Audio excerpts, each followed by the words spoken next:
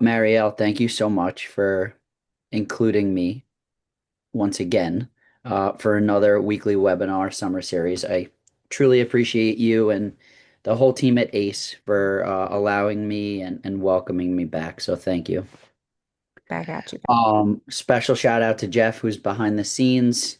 He's going to monitor the chat, the Q&A. As far as questions and answers go, ask them as we go. We'll likely get to them at the end. This way we can fly through the slides. It's a 1 hour HR course for community association managers. The credits through the DBPR will likely populate within the next 7 business days. Um, we'll do it in about 40 minutes, and then we can save time for questions and answers at the end. So once again, thanks for having me. I'm gonna share my screen here, and we can get this thing started. So again, this is installation safety in a condominium. We'll talk about best practices for community association managers as well as boards. And basically, what we're going to talk about here is safety. We're going to talk about limiting liability. We're going to talk about all the ways and communications that should be had in an effort to reduce um, an accident or what to do when there is an accident, and how to document and stuff like that. So again, 1 hour HR course. Um, for those of you that don't know me, I did look at the attendee list. I am sure many of you know me. I know many of you. Thank you for coming here to support me and support Ace by TSK. But for those of you that don't know me, my name is Ben Friedman. I am the president and sole owner of CitiQuiet Windows and Doors. CitiQuiet Windows and Doors is a full service installation company that provides turnkey white glove installations of impact windows, storefronts, doors, and railing systems. We are centrally located in Boca Raton. We have an office in North Miami. We have an office in Fort Myers as well as in Naples. We do get around the state quite a bit. So we're not really just tied into those locations. Currently we're working outside of Tampa and Longboat Key and Clearwater. So we do go wherever we need to go to provide value, as long as it makes sense for us and of course the end user. I like to also point out in this section where I love talking about myself that I am the qualifier. That means I am the license holder. I took the test, I am the state license holder, and I qualify my own business. Not every construction related company has their qualifier as an employee of their business. So you'll see that there are contractors out there, and if you ask them who the qualifier is or who the license holder is, they may not be on the payroll whatsoever from their company. Whether that is thought to be a good thing, a bad thing, a strange thing, whatever it may be, in my opinion, me being the license holder and me being the qualifier really goes to show you, I have the pride and the care about making sure that projects go right within my own company. I need to preserve that. Um, so again, Naples, Fort Myers, Boca Raton, North Miami, and we go all over the place. So brief introduction here to this installation safety in a condominium association. This course is going to help community association managers with the knowledge and tools necessary to ensure a safe installation practice or process. Use this information for any project that's going on at your property. It doesn't have to be windows and doors, although some of this does pertain to windows and doors specifically. But use this for any project: roofing, paving, fencing, gates, landscaping, paint, concrete restoration, whatever it may be. We're going to cover some safety regulations and go through risk management strategies and best practices for overseeing installations. And we're going to focus on specific safety considerations as it relates to impact windows and doors. There are specific things that we do talk about in here where they relate to impact windows and doors. The importance of installation safety in a condominium. A lot of this stuff is pretty obvious, but some bullet points may stand out pretty strong to you. What we want to look at is ensuring resident safety. We want to make sure that proper installation practices minimize the risk of accidents and or injuries, ensuring the safety of all residents. So we want to make sure that the people working in the field are safe. We want to make sure that the residents are safe. And then we're also going to talk about making sure that the property itself is safe. We talk about regulatory compliance. Adhering to Florida safety regulations and building codes prevents legal issues and fines. This is where we talk about things like OSHA and what can we do to prevent citations when and if code compliance shows up to a job site or OSHA pops in. The protection of property, as I mentioned, we don't only care about the people that are physically working and the people that reside, we care about the property itself. So, correct installation of impact windows and doors protects the buildings from storm damage, enhancing the overall resilience of the property. We protect the building, but we also talk about how to protect the work areas while we're there and when we leave. And then we ultimately want to build community trust. We want to demonstrate a strong commitment that safety, trust, builds real strong bonds with residents and enhances the reputation of the association. It would be really nice to go through a project and say, we had no hiccups, or we had minimal hiccups, but the contractor at the end of the day told us that these hiccups might occur. And when they did, they had a plan as to how to abate them. So, Florida safety regulations. Um, so, here we're going to talk about the overview of relevant building codes and safety regulations. The Florida Building Code is also known as the FBC. Okay, this is designed to ensure that all buildings in the state are safe, accessible, and in some cases, energy efficient. When we talk about energy efficiency, we talk about new builds, not necessarily retrofits. It includes specific requirements for material design and construction to withstand Florida's unique climate changes, such as hurricanes. So, what we have is we have two things going on. We have the Florida Building Code, which is a statewide code, and it covers the entire state of Florida from the Panhandle down into the Keys. What we also have is we also have the Miami-Dade product control or the Miami-Dade building department that mandates or dictates a lot of the things that we do on a statewide and national level. So you're going to hear, whether it be throughout my process or as you're exploring different impact windows and doors, roofing systems, railing systems, things like that, you're going to hear two things. You're going to hear Florida Building Code and you're going to hear Miami-Dade NOA, Notice of Acceptance. Notice of Acceptance are the certifications of the products, allowing them to be used in what we call HVHZ, high velocity hurricane zones. So let's get into that. So impact windows and doors are mandatory for all new construction and or significant renovations in high velocity hurricane zones, HVHZ, which cover many coastal areas in Florida, of course. These windows and doors must be able to withstand high winds, flying debris, reducing the risk of injury and property damage during and after storms. So let's go back. Mandatory new construction. You must have impact windows and doors in new construction, whether that be a home, single family residence, a townhome, a condominium association, high rise, mid rise, garden style, hotel, whatever that may be. You are required to have hurricane impact windows and doors or an approved non impact window or door system with a covering, aka a shutter. So when you build new, it must be hurricane code compliant, whether that's with windows and doors or with shutter systems. Very rare that you're seeing shutter systems installed any longer. Couple reasons why. Shutter systems are they all they do is they block from flying debris. What they don't do is they don't block out pressure systems, which are hurricanes.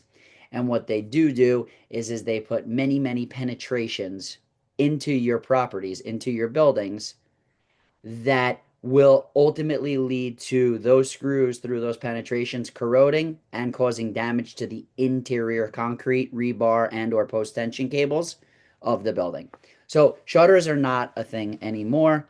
It is a solution, but they're very hard to find these days. So when you talk about retrofits, anytime a retrofit is a renovation.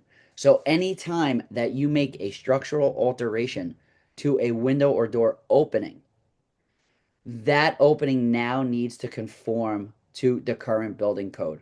So, example, I have a building and I'm doing concrete restoration. The windows are 40 years old. I need to remove the windows in order to apply, in order to fix the concrete, in order to apply the proper waterproofing, and then I need to close that hole back up. What are my options? My options are as follows: to install an impact resistant window in that opening, or a brand new approved non impact window with a certification and a shutter. It is not acceptable during a concrete restoration project to have a window or door removed that does not meet the current building code and be reinstalled. I am sure this is ringing a bell to many, many of you. It is unacceptable. Ultimately, it's going to be the engineer of record who's going to have to sign off on this.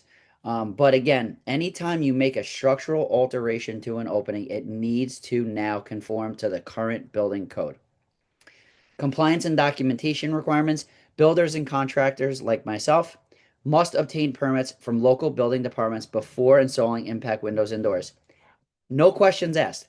It is not, I have one small bathroom window in the third bathroom of my 8,000 square foot home. Doesn't matter. You need a permit for it. It is a structural alteration. No different than if you were changing all the windows and the doors.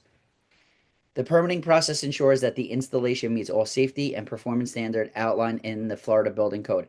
If code compliance is doing inspections and driving around your neighborhood, your property, they're there for another permit that was pulled, and they see work going on without a building permit, what they're going to do is they're going to shut the project down.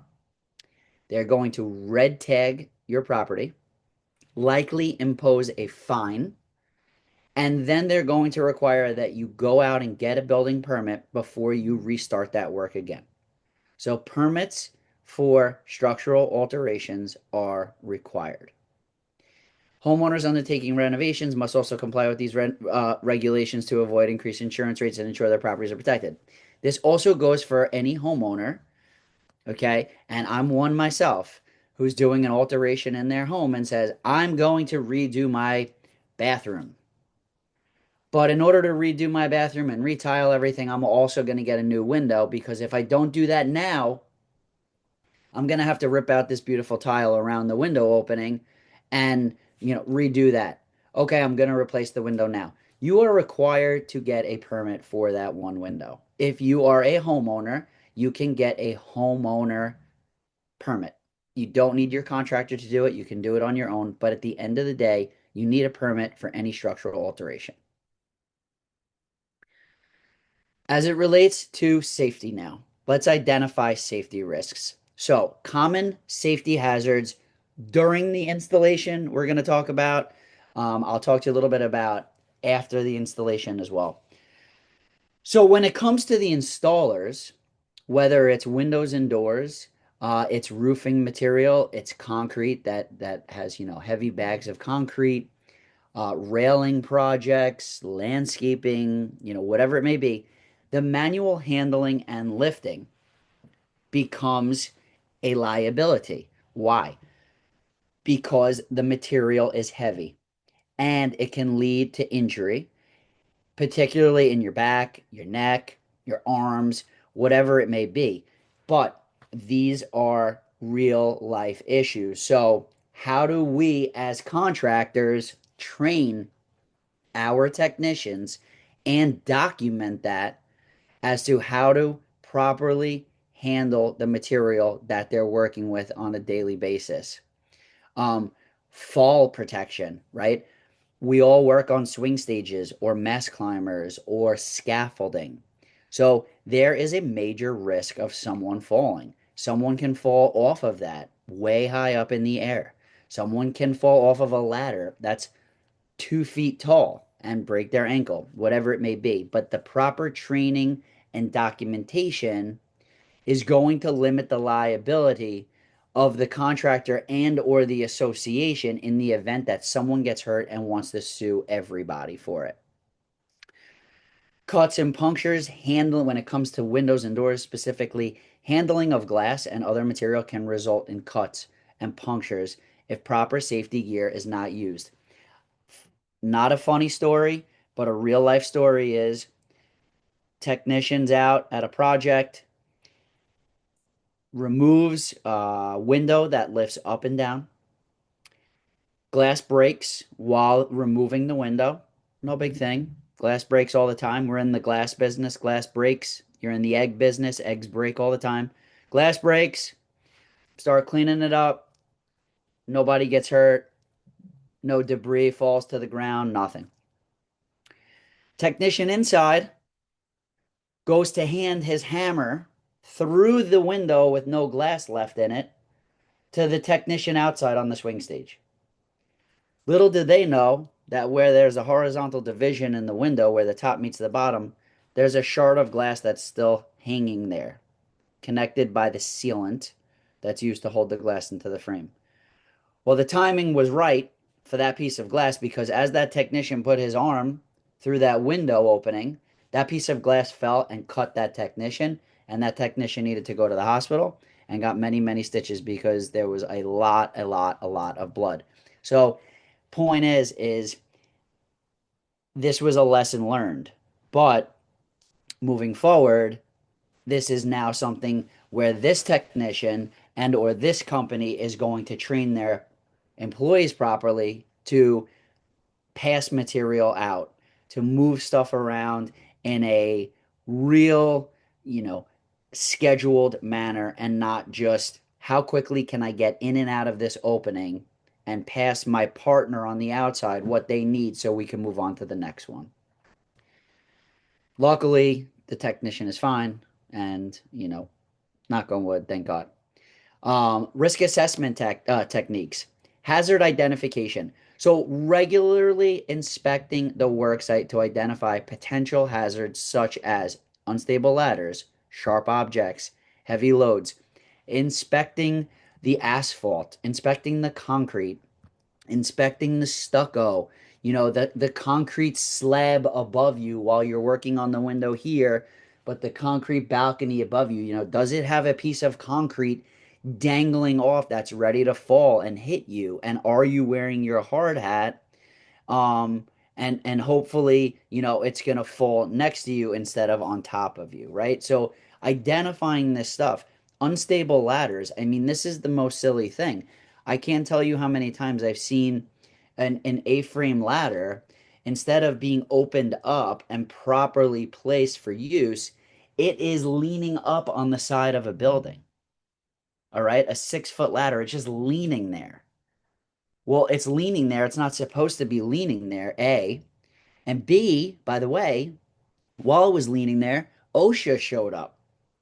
And OSHA saw that ladder leaning up against the side of the building, and they came and they imposed a $10,000 fine to that contractor who wasn't using their own equipment properly. Other things we look at as far as hazard identification, we look at extension cords, right? Are the wires frayed? Are there exposed wires? Are there going to be sparks? Is someone going to get shocked? Making sure that the stuff that we're using is intact and it's in good working condition. Doing job safety analysis, also known as JSA, uh, equates to conducting a detailed analysis of each step in the installation process to identify risks and implement control measures. This is a perfectly good time to bring up town hall meetings before projects, during projects, and after to create the expectation for the residents, for the property managers, for the staff of the building This is the process. This is what can go wrong in the process that we've seen. And this is what your expectation should be throughout this process. So having these meetings, town halls, um, we have weekly safety meetings. Having these types of meetings reduce your liability. Of course, the use of PPE equipment. So we got to make sure, right, that all of the workers are equipped with appropriate PPE equipment. In my world, it's gloves, it's glasses, it's hard hats, it's closed toe, um, steel toe boots. It's not the coolest Nike Air Jordan, basketball sneakers with shorts on installing windows indoors. That's not safe. It's long pants. It's a proper harness when using the swing stage, and a proper lanyard, and a proper rope grab, and proper gloves. All of those things should be mandatory by the contractor. And if the manager or a board member sees something that seems odd, they should say something. Why is that worker on that swing stage without a hard hat on, not tied off to a lifeline, safety line, with jean shorts on and high top Air Jordan sneakers that's laces aren't even tied to look cool? That someone needs to identify that and say that doesn't look right, because that's when accidents happen. So, best practices for installation. This is a pre-installation safety check. Again, this could be used for any type of project, but ensuring proper permits and approvals are on site and posted, that are visible to any building official that may roll up or drive up to your property. Okay, that needs to happen before the contractor lifts a finger. Can a contractor come on and make some deliveries and set up their mobilization area? Sure. But other than that, before they lift one finger, the permits and approvals and notice of commencements need to be posted on the building for everyone to see.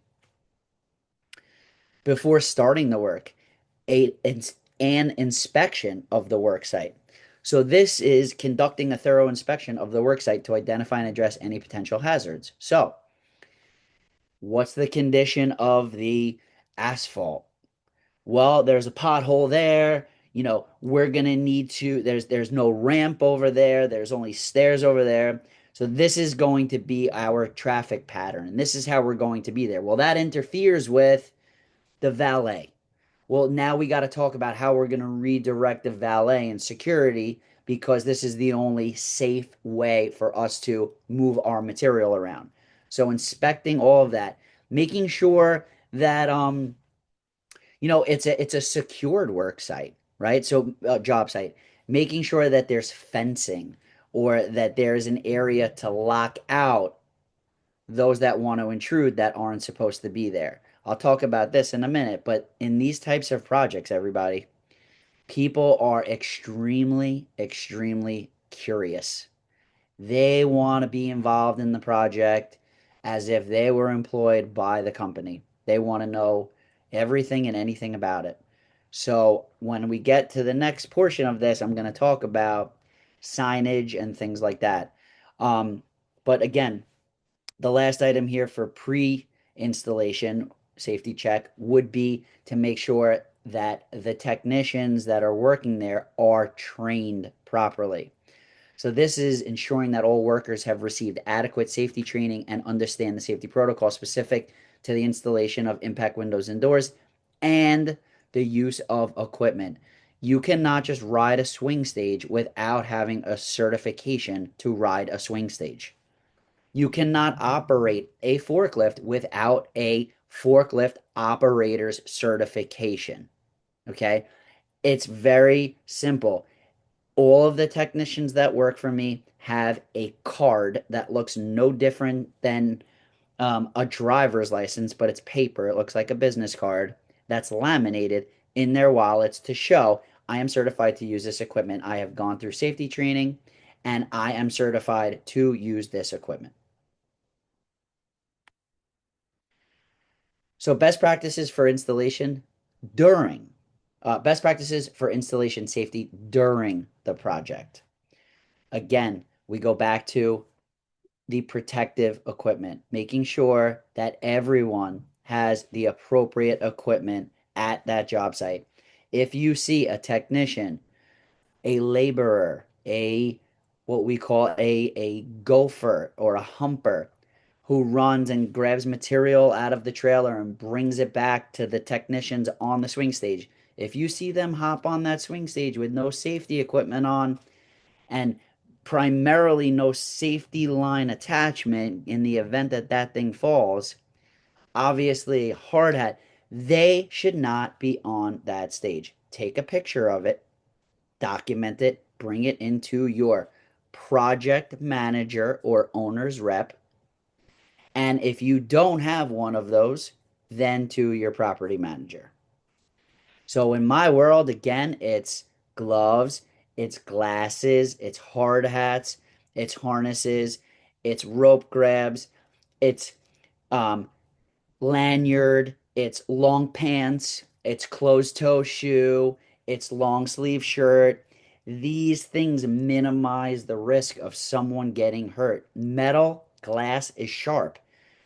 Fortunately, I have a long sleeve shirt on, and that prevented me from getting poked, by a piece of metal, by the way, that's been there for 40 years. And I not only did I get cut, but do I also need to go and get a tetanus shot, right? So simple stuff, but out of sight, out of mind. If you don't keep some of this stuff, and this is why we do these courses at the top of mind, you're just going to go about your day, property managers, and you're going to, pray that the project gets done in a timely manner and nobody gets hurt and that the board isn't going to complain. But, God forbid, when and if an accident happens, you want to make sure that you had these types of conversations early on with the contractor, that your expectation is they are going to work in a safe manner. And we discussed all of the things that could potentially go wrong. Of course, there are going to be things we're going to learn every day that we didn't think about. But the common things that could go wrong, how to prevent them from happening, and if they do, how to address them. Safe handling of material and tools. Again, I told you guys about the sad technician who stuck his arm through a window opening that had no glass, to his opinion, but had a little piece hanging from the top and fell and cut him on his, main vein.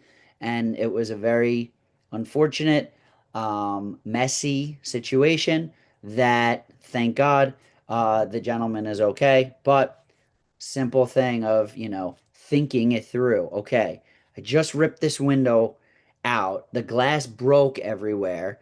Now I got to hand someone a tool on the outside. Maybe I should look around and make sure it's okay for me to stick my arm through there before I do that. So that's the training that we give the technicians is think before you act. No different than I tell my kids, but they don't think either.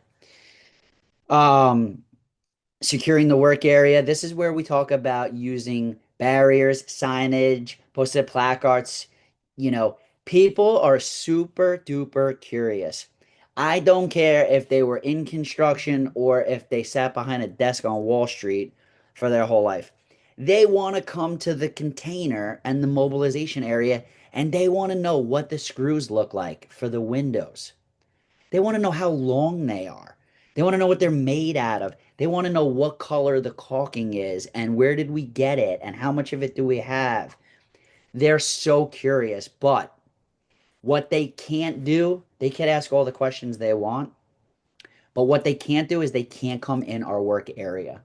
And by having cones and caution tape, and signage about do not enter, safety risk, all of that stuff, they need to understand that if they do enter and they get hurt, we told them that this was a really bad idea and they shouldn't have. Um, There are things in the work area that are unsafe. We're cutting wood. We have raw metal. We have chemicals that help us clean stuff. You don't want to, inhale that. That's in our work area. How about outside of a building at a stack of windows that we're working on where the swing stage is way in the air? We don't need or want people walking under that. So, what are we doing to prevent people from doing that? Are we using signage? Are we using cones? Are we using caution tape? Are we maybe building a bridge? Are we putting up netting? All of those types of things are things that need to be thought about before a project can commence. You know, is there an outdoor parking garage, or is there parking outside underneath a work area? What are we going to do with all these cars? Because when we take the window out, or when the concrete restoration's going on and they're chipping stucco, where's all that stucco going to fall? It's going to fall down. And the higher up it is, the harder it's going to hit when it hits the ground. So what's down there? Is it people? Is it a pool? That could damage pool equipment once the skimmers get that stuff? Is it cars? Or is it a safe work environment where there's nothing? And in the event something does fall at the end of every single day, it gets swept up as if it was never there in the first place. Post installation, mandatory final inspections. Please ensure that a final inspection is conducted by both the building department and or your owner's rep or project manager to ensure that all work has been completed, not only to the manufacturer's specifications on how to install a window, but make sure it was completed and it was left in a safe manner and done to the required standards. They didn't leave a pile of windows outside for someone to trip and get cut on. They cleaned them up. Um, they didn't leave the window open so that when it's thundering and lightning like it is outside right now and rain is coming down, um, it's not going to get wet inside. Simple, simple things. Final inspections. Creating a punch list, you know, at the time of a final inspection. Creating a punch list allows the association and the contractor and the owner's rep to document things that are incomplete in the eyes of the inspector, in the eyes of the contractor, whomever. It's everyone is on the same page, and there's a piece of paper signed by a representative of the association, signed by the owner's rep or project manager, and signed by the contractor acknowledging these items remain open. Okay. Now, how do we address those items? In my world, what those items are as follows: they're a ripped screen, a broken handle on a sliding glass door, a wheel that doesn't function properly on a window or a door, a window that lifts up and down a spring. Those things should be addressed right away. There's safety issues. So let's use the example of the window that lifts up and down. The spring is bad. Well, unit owner was away for the summer. They got new windows in their apartment, and they didn't know that the spring was bad. So when they come home, what's the first thing they want to do? It's beautiful. They just got here. It's Thanksgiving. They want to open the windows. Well, when they open the window and the spring's broken, the window doesn't stay up. It comes crashing down. That's a safety hazard. So documenting these things through a punch out process and addressing them at the time of the acknowledging that they do exist or within a reasonable period of time is very, very important. And we like to punch stuff out as we go instead of waiting till the end of a project to go back and do a walkthrough and a punch out. This eliminates issues, doesn't create new issues, and just you knock it out and you're done, you move on. It's one less thing to think about. Some of these projects, guys and girls, they could take months and months, and concrete restoration projects can take years. Why wait 2 years to go back and fix a ripped window screen if you can fix it and the contractor could get paid for it within a week? Knock it out. It's common sense. Again, post installation safety, making sure the cleanup and the debris is removed properly. It's not it's not just throwing things in a dumpster and getting rid of them. You can't take buckets of paint and just throw them out. There's a proper way to dispose of them. You can't store combustible items, with other types of material. So how are we cleaning up and or storing, what we call acetone or xylene, nail polish remover for lack of a better term, which is what helps us clean off raw metal, or clean off glass if it gets smudged by caulking. That stuff has to be disposed of properly. It has to be removed properly. It has to be cleaned properly, and it's not throw it in a black garbage bag and throw it in the dumpster. Because not only is it a safety hazard, guys and girls, but it could come back to the association because that garbage container is on your property. You've hired that contractor, and therefore you're negligent. So far-fetched. It's got to get really, really nasty to get to that, but let's make sure that the contractors are doing their job, cleaning up. You know, in my world, again, lots of screws go into windows, doors. Old windows and doors and old wood have nails, not even screws. That stuff goes all over parking lots. You know how many calls we get about a tire that is low on air? Um, all of that kind of stuff. Glass, it popped a tire, or my dog was walking and my dog stepped in glass because they went in the bush to go to the bathroom and there was a piece of glass. This stuff has to be cleaned up every single day. There are magnets that look like brooms that you take and you just go around an entire parking lot and it will pick up anything that is metal, such as screws, nails, and stuff like that. You'd be surprised that when at the end of the day, after we're done doing that and we turn it over, there is a lot of debris. This is normal. This is common. Stuff falls from 10, 20, 30, 100 feet up. That should be the expectation. This stuff happens, but how do you clean it up properly so that someone doesn't get hurt daily? So then lastly, verifying compliance with safety standards. Check that all installations as it relates to windows, doors, storefronts, and railing meets all relevant safety standards and building code. I'm not asking the property manager or the owner's rep or project manager to make sure that it meets the standards. That's not your job. Your job is to make sure that the contractor has pulled all of the proper permits and they have a safety manual that they keep on site and they're working in a safe manner. That's your job, not making sure that they installed the windows and doors properly. So, a lot of this stuff, if not all of it, comes back to communicating and coordinating. Communicating safety protocols to the contractors. This is the part where I can't see any of you, but you can see me. But I can see exactly who the property managers are and who the board members are by telling you the property manager is not the project manager. I see the managers now smiling, and I see the board member saying, huh? The property manager is not the project manager. The project manager is someone that is hired and is paid a fee by the association to manage your project.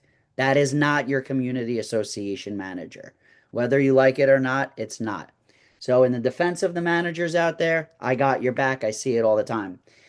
Yes, project managers and owners representation firms charge a fee.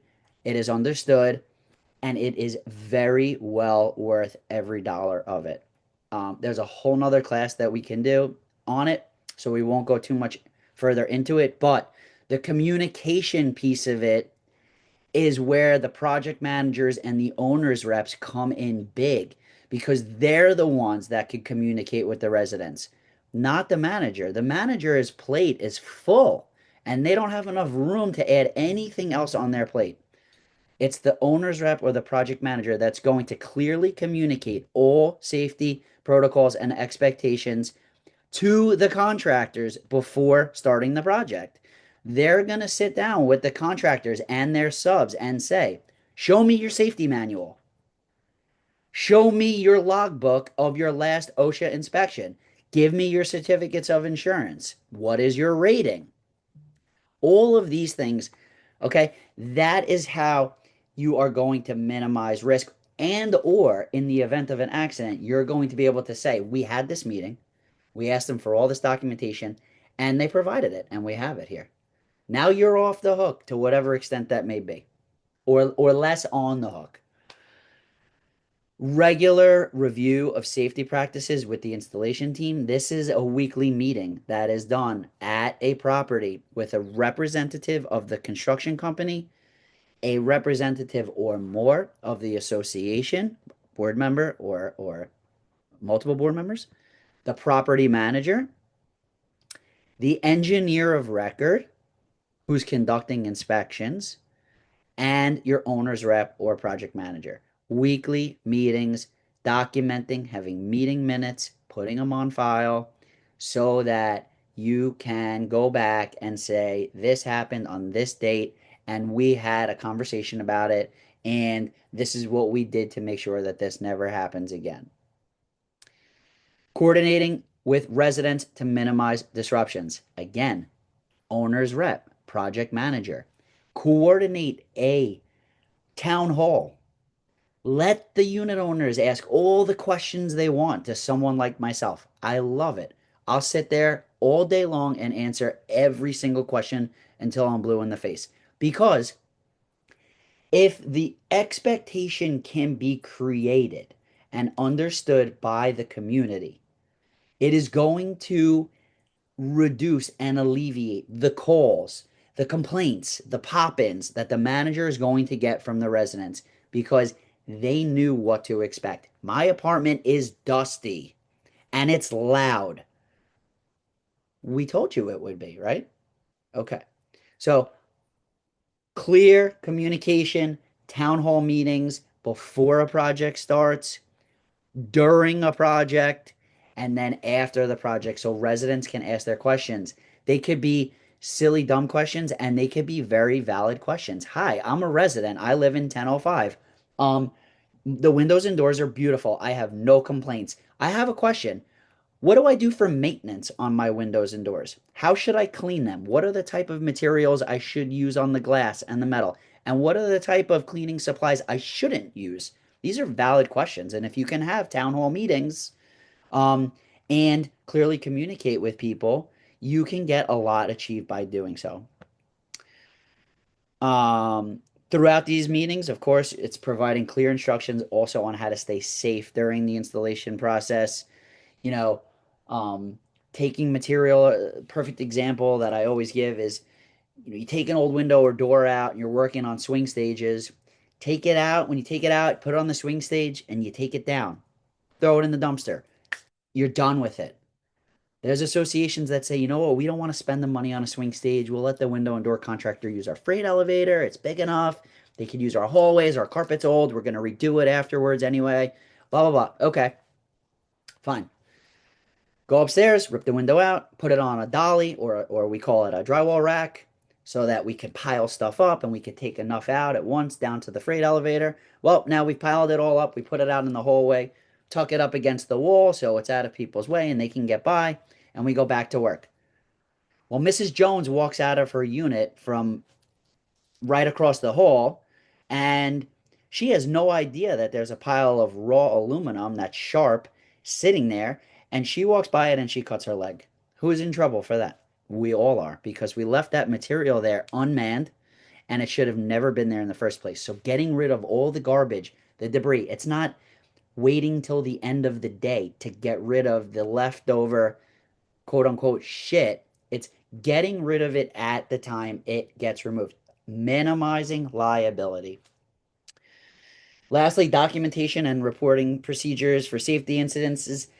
I'll use the word shit again. Shit happens. People get hurt.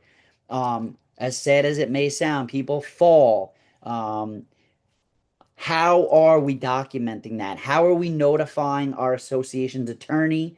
How are we notifying the local authorities, how are we notifying the insurance company of not only the construction company, but also of the association. Maybe their insurance company should be notified that an incident happened on their job site or at their property, um, stuff like that. So documenting and making sure that you can provide proof of your safety protocols that you've had in place and the safety checks you've done on a daily basis of the roof and the equipment that's on the roof that the technicians are hanging from.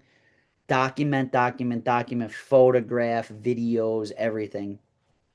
And like I said, ensure that all incidences are investigated and appropriate corrective actions are taken. I'm not going to beat on this again. I beat on it too quick, but the role of the community association manager, they're not the project manager. I'll say it again. They're not the project manager. They are the community association manager. Their plate is full. They do not have more time to be the GC. You should be paying someone to oversee your project. Um, this slide really just talks about clear communication, town halls, setting expectations for performance, for safety, and ensuring that you are, being compliant throughout the project and then again after the project is complete. So you're welcome, all of you community association managers out there. And I hate ending with that because it's pretty harsh, but it's true. I owners reps, project managers, they do charge good money. Some charge more than others and some charge less than others. If you find a really good one that you're comfortable with, there is no monetary value that you can put behind having one of them out there to run these projects for you, communicate with your residents, communicate with your contractor, pull the keys in the morning to get access to the units, send notices. I mean, I can go on and on forever, but I I'm a resident in an HOA as well. Every time they send me a letter or a bill about an assessment, I look at it and say, why are we doing this? The roads are perfectly fine. Why do we need a new playground? The playground's perfectly fine. So I get it. And I look at that kind of stuff too. But the roles of these managers in these buildings are to manage the building and not manage the project. So with that, I'll turn it back over to Marielle and Jeff and open it up for questions. And like I said two slides ago, I'll sit here until I'm blue in the face and answer all the questions that you guys have. So thank you for coming and supporting me and supporting Ace by TSK. Thank you so much, Ben. This was an excellent presentation, and I think we have a couple of questions coming in. So, guys, if you do have questions, we have some time. And I know Ben usually makes himself available afterwards if you have follow-ups. But let's kick it off with Michael. What if a community member has expertise he or she can be used? What if it's expertise? What if a community member has expertise can that he or that they can that can be used. So if I'm understanding correctly, you have a resident in a community in a window and door project that has window and door knowledge or experience in the window and door industry. And that, can that individual, use their knowledge in a project? I mean, you gotta go through the board and ask, and say, look, this is who I am. This is my experience. I would be happy to volunteer. Maybe I'd be happy to create a committee, um, something like that. But for me, listen, if someone comes up to one of my technicians on a job site or a superintendent or a foreman, I mean, they're really trained to say, you have to speak to the project manager or the owner's rep, and they'll get you an answer because this happens. Oh, he said and she said, and that may or may not happen. So I would say the best bet is to go to your property manager or your board and say, we're doing a paint project and I was in the paint industry for 50 years and I know all about paint and warranty, I'd love to form a committee with 4 or 5 other people so that we can help um, understand and answer questions for residents, as this thing progresses. Well, I'll tell you, Michael, he elaborated and he wrote to be the project manager. Well, typically project managers get paid. All right. So if this person is throwing his, her, or their hat into the bidding process, you're going to get into the you need to disclose the conflicts of interest aspect as well from a legal standpoint. Now, I'm not an attorney, but I do enough of these classes with the firm to know that anytime you have a member of the association, especially on the board, for example, providing any kind of paid help for the association, you must make sure you have all of the proper disclosures out there that I live here, I'm a board member, and I might be getting paid to do X, Y, and Z. So you got to be careful about the conflict of interest aspect. Now, And as that Ben brings us said, to this but next as Ben said, question if that too. person is going to be on a committee to help choose a vendor, that's another place where that knowledge can be utilized as a person who with an expertise in a certain arena, a certain area, to be on a, if you have an architect living in your community, naturally that person would be a good fit for the ARC committee, for example. So you had somebody who used to install windows. You know, if Ben lives in your community, Ben should be on that committee who's going to replacing windows at the clubhouse. Ben should be on that committee because that's his area of expertise if he wants to. If he wants to put up with it. Yeah, You know, not everybody wants to put up with it. I don't mean putting up with you. I mean putting up with the aggravation yeah, that you're going to get for from sure. everybody else. Jeff, do you want to give everyone just a quick reminder about the evaluation before we move on? Oh yeah, yeah. The link has been placed into the chat module a few times, not to be confused with the Q&A. So if you haven't already pressed the chat button so that it shows up, do so now. You won't see what was placed in there earlier. I'll place it in there again in about 45 seconds. Excellent. And it looks like, a couple of you guys asked this kind of very similar question. So we have, do you believe that a property manager also being a project manager paid for is a conflict of interest?